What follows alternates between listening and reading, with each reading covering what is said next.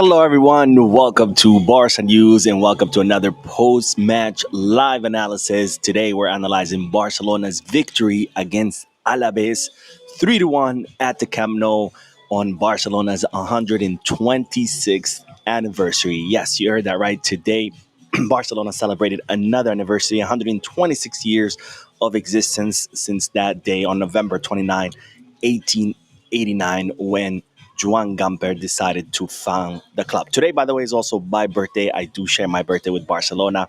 I guess it was always meant to be for me to be a Barca fan. Now, if you're wondering why my background is all crazy, as you know, I'm currently traveling. I checked out my hotel today.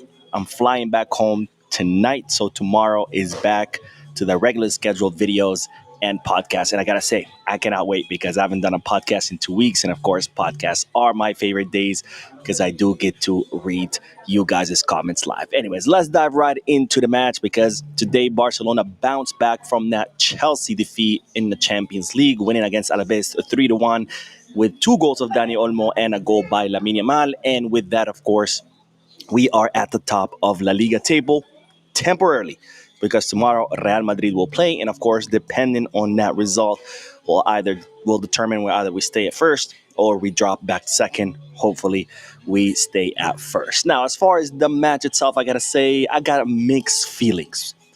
There are a lot of positives, but there was also a lot of negatives. The negatives, I'm still not impressed by the team as a whole. Individually speaking, there's a lot of good players who are performing on an individual level. As a team, as a unit, I think that team is still lacking. They're still not playing as a team. They're still lacking in their press. They're not doing a cohesive press. And as a result, of course, we still get exposed a lot of times with the offside line. Our defending is still shaky. Our attack, we create chances, but we cannot finalize it. And again, all this is as a result of the team not playing as a unit. Again, individually speaking, lots of good performances today. As a team, as a whole, not impressed whatsoever. And this is why I'm saying I got mixed feelings because on one hand, I'm very happy with the victory. I'm very happy with the 3 points, especially because it was Barcelona's anniversary.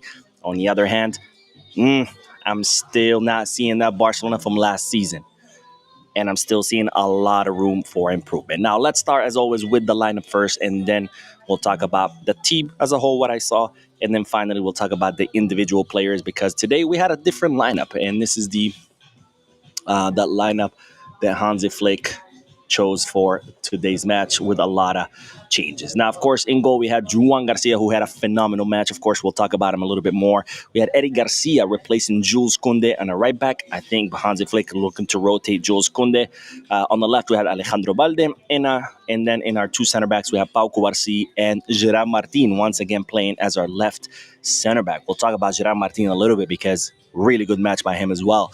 In a double pivot, Marc Bernal getting his first start since getting injured over a year ago. Very happy for Marc Bernal. Next to him was Marc Casado. In attacking mid was Dani Olmo. And then, of course, our front three, Lamine Yamal, Robert Lewandowski, and Coutinho. Now, very interesting fact, by the way. This is the first time that Lewy, Coutinho, and Lamine start together in 6 months. Yes, you heard that right. 6 months these three haven't played all at the same time on the field. Of course, most of it has been due to injury. Rafinha's been injured for 2 months. We had Lamine going through the whole pubalgia. We had Lewy was injured at the end of last season and at the beginning of this season. So 6 months and these three haven't played next to each other. And that, of course, explains a lot. That explains why our goal scoring has dropped a lot because last season, of course, these three were the highest scoring trident in all of Europe, and they haven't played together in 6 months. But of course, good news because they are all healthy. They are all back. Now, let's talk about the team as a whole. Again, not impressed with the team effort. I think we're still not pressing together. We're still not pressing as a unit, and that, of course, is reflected in how our offside sometimes is very easy to beat. Also, when attacking, we're not building up as a team. Again, I'm seeing a lot of individual plays. A lot of Lamine today was causing absolute chaos on the right, doing whatever he wanted. Pedri, when he came on, same thing. But as a unit, I'm not seeing that teamwork, where we're moving ball, where we're running routes, where we're doing diagonal or long passes. And that is a problem because if you want to win, you have to win as a unit, not as 11 individuals. We've seen what happens when you play as 11 individuals, no matter how skilled your players are. We saw that with PSG for so many seasons. They had the best players in the world, but they never played as a unit until Luis Enrique came and they won a treble. Real Madrid, same thing. Some of the best players in the world, they don't play as a team. That's costing him as well. So we cannot fall in the same trap. We cannot just keep depending on Lamine, on Pedri, on Rafinha. We have to play as a team. Now, as far as the individual players themselves, a lot of good things to highlight today because, of course, and if we go back here to the lineup, that's not the lineup. If we go back here, there we go, to the lineup. A lot of good things to say. First of all, Juan Garcia. I think we're seeing what it's like to have a world-class goalkeeper. What a signing. 25 million euros. And he is the kind of goalkeeper that can make a difference. This is the kind of goalkeeper that can mean the difference between winning, not even just drawing, or even losing. Because today, Alaves had two clear chances that could have easily ended up in goal, and we could have easily lost this match. But Juan Garcia was there. One of them off the floor. He's laying on the floor, and he gets a block. I mean, what a goalkeeper. And to think that he only cost us 25 million. This was one of the best signings that we've done in the recent years.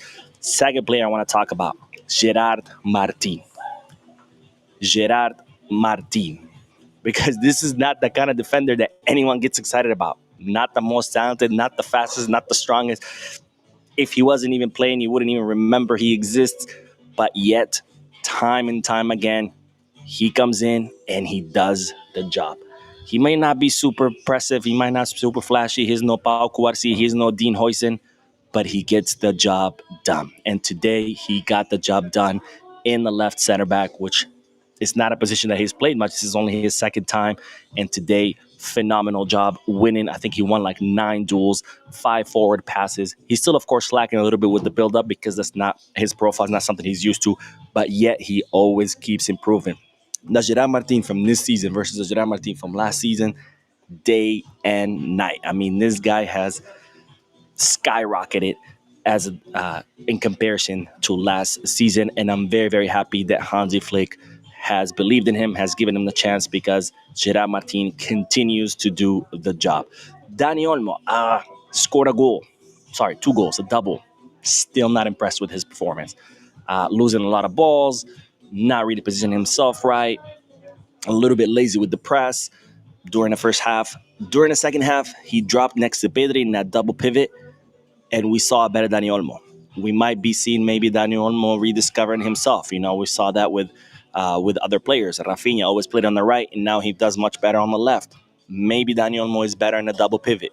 Maybe he could be someone that can rotate with Pedri because I liked him much more in the second half as opposed to the first half, despite the double. Again, not very impressed. Then, Lamine Yamal, as I already said, did whatever he wanted. Absolutely phenomenal match by him, as you always expect. I think Lamine is back. I think he has overcome his injury from that pubalgia because every match he's been getting better and better. And then, of course, the man of the match, the MVP, Rafinha, because what a difference it makes to have Rafinha on the field. I mean, his intensity, his fight, the heart in him. I mean, he leaves it all on the field. So much so that it's contagious because when he was on the field, that entire team was also playing with lots of intensity. We're also pressing. The moment he comes out, the team dropped the level of intensity. And that's just the kind of player that Rafinha has become, one of the most important players on the squad. He went from being an average player under Xavi to being one of the most important players on the squad because, again, the difference between the first half and the second half were day and night.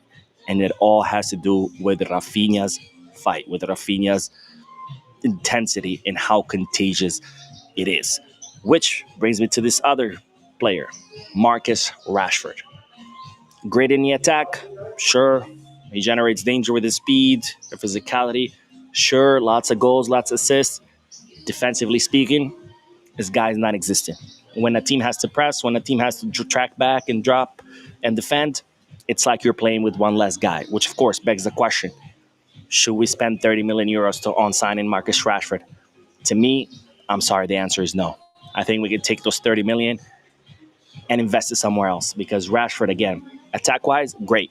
Defensively, non-existent, and you saw the difference today. I hope for people who were still kind of like on the fence, or maybe people who still were in favor of Rashford, I hope you saw the difference today. First half with Rafinha versus second half with Rashford, day and night. So to me right now, the answer is no as far as spending the 30 billion. But anyways, that's all I wanted to talk about. Oh, Pedri, by the way, coming back from injury and giving us a masterclass in those 30 minutes. I mean, the way that guy creates space, the way he gets rid of his mark and his defenders. I mean, he's just so elegant. Best midfielder in Europe, absolutely. And he does it so effortlessly. No fancy dribbling, no fancy tricks. Just stops, turns around. He's like, oh, there's no way here. Let me stop. Let me go try to the right. Oh, got a defender. All right, let me try to the left. And it's just like he's walking. It's like to him is just playing a video game. I mean, masterclass by Pedri, playing 30 minutes. Hopefully we'll start seeing him more. Maybe he'll do 60 minutes, kind of like Rafinha. You know, Rafinha played 30 against Chelsea, 60 today. I'm sure he'll play the full 90 against Atletico Madrid, and maybe we'll see Pedri start against Atletico Madrid, playing 60 minutes and then being subbed out. Marc Bernal, by the way, really happy to see that guy in the starting lineup.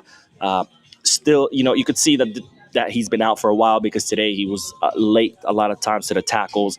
Definitely not in competitive form, but of course it's expected. He's been out for more than a year. With more time, with more minutes, I'm sure we'll see that old Bernal before the injury. But that's all I want to say. Overall, again, not the best performance. I thought the first half was much better than the second half. I thought before we scored the equalizer, Barcelona were really good in pressing. They were recovering the ball in Alaves' half. Once the equalizer came, we kind of dropped the intensity. Nonetheless, we did score the second goal. During the second half, Alaves kind of gave us the ball and just let us, have possession. It looked like we were dominating, but not really. I think this was just Alaves letting us have the ball, defending in low block. And I know this because the 75th minute came, Alaves advanced their lines, and they started creating a lot of danger. Thankfully, we got that third goal that pretty much was the nail in the coffin. But again, as a team, lots of room for improvement. Lots and lots of room for improvement. But nonetheless, we got the victory. 3 very important points. We're at the top of La Liga table. That's what's important. We'll see what Real Madrid does tomorrow. Again, I'm flying back tonight home. So tomorrow, back in my YouTube studio and back to your regularly scheduled videos and podcasts. Thank you guys for tuning in. Don't forget to hit the like button, subscribe to the channel, drop a comment. And as always, Peace Barça.